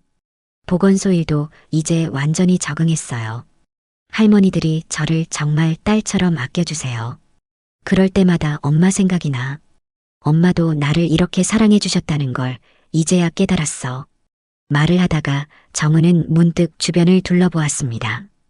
혹시나 해서 흰뱀이 있는지 확인해 보고 싶었거든요. 하지만 흰 눈만 가득할 뿐 흰뱀의 모습은 어디에도 보이지 않았습니다. 그래, 이미 할 일을 다 마쳤으니까 나타나지 않는 거겠지. 정은은 살짝 아쉬워하면서도 이해했습니다. 흰뱀의 역할은 어머니와 자신을 화해시키는 것이었고 그 임무는 이미 완벽하게 수행되었으니까요. 해가 지기 시작했습니다. 정은은 평소보다 오래 머물러 있었지만 일어날 준비를 했어요. 그런데 그때였습니다. 봉분 옆 눈 위에서 뭔가 이상한 것을 발견했어요. 흰 눈 사이에서 작고 하얀 꽃 한 송이가 피어나고 있었습니다. 한겨울에 꽃이 피다니 이상했어요. 더욱 신기한 건 그 꽃이 피어난 자리가 정확히 흰뱀이 자주 나타났던 곳이라는 것이었습니다. 이게 뭐지? 정은은 무릎을 꿇고 그 꽃을 자세히 살펴보았습니다. 작고 순백색인 꽃이 눈 속에서 고개를 내밀고 있었어요. 마치 흰뱀의 하얀 몸체를 닮은 것 같았습니다. 꽃을 보는 순간 정은의 가슴 깊은 곳에서 뭔가가 울려 퍼졌어요. 따뜻하고 포근한 감정이 밀려왔습니다. 마치 어머니가 괜찮다. 이제 정말 괜찮다고 말씀하시는 것 같았어요. 엄마, 이 꽃이 엄마가 주는 마지막 선물이야? 정은이 꽃에게 말을 걸자 바람이 살짝 불어와 꽃잎을 흔들었습니다. 마치 고개를 끄덕이는 것 같았어요. 그 순간 정은은 확신했습니다. 흰뱀은 사라졌지만 어머니의 사랑은 이런 식으로 계속해서 자신에게 전해지고 있다는 것을 말이죠. 형태는 바뀔 수 있지만 사랑의 본질은 영원히 변하지 않는다는 것을 깨달았어요. 정은은 그 하얀 꽃 앞에 무릎을 꿇고 앉았습니다. 그리고는 마음속 깊은 곳에서 우러나오는 말들을 속삭였어요. 엄마, 저 이제 정말 괜찮아요. 엄마의 사랑을 온전히 받아들였고 그 사랑으로 다른 사람들에게도 따뜻함을 나누어 주고 있어요. 보건소에서 만나는 할머니들에게, 마을 사람들에게, 그리고 혹시 앞으로 만날지도 모를 새로운 가족에게까지 엄마가 저에게 주신 그 사랑을 전해드리고 있어요. 꽃잎에 눈물 한 방울이 떨어졌습니다. 하지만 이번에는 슬픔의 눈물이 아니라 감사함의 눈물이었어요. 엄마, 흰뱀을 보내주셔서 고마웠어요. 그리고 마지막 편지도 고마웠어요. 덕분에 저는 엄마의 진짜 마음을 알 수 있었어요. 이제는 죄책감 없이 엄마를 그리워할 수 있어요. 후회 없이 엄마를 사랑할 수 있고요. 그게 얼마나 큰 선물인지 아세요? 정은의 고백에 꽃이 더욱 환하게 빛나는 것 같았습니다. 석양빛이 꽃잎을 비추니 정말로 보석처럼 아름다웠어요. 엄마도 이제 마음 편히 쉬세요. 저는 잘 살아갈 테니까 엄마가 자랑스러워 하실 수 있는 딸이 되도록 계속 노력할게요. 정은은 꽃을 조심스럽게 어루만지며 마지막 인사를 했습니다. 그리고는 천천히 일어나 집으로 향했어요. 이번에는 정말로 뒤돌아보지 않았습니다. 이제는 앞만 보고 나아갈 때라는 것을 알았거든요. 집으로 돌아가는 길, 정은의 마음은 평화로웠습니다. 더 이상 무언가를 찾아 헤매지 않아도 될 것 같았어요. 어머니의 사랑을 온전히 받았고 그 사랑을 다른 사람들과 나누는 방법도 알게 되었으니까요. 오늘 이야기를 들어주셔서 감사합니다. 영상 보시고 느끼신 감정, 댓글로 함께 나눠주세요. 여러분의 한마디가 누군가에겐 큰 위로가 될 수 있습니다. 영상이 마음에 드셨다면 구독과 좋아요로 응원 부탁드립니다.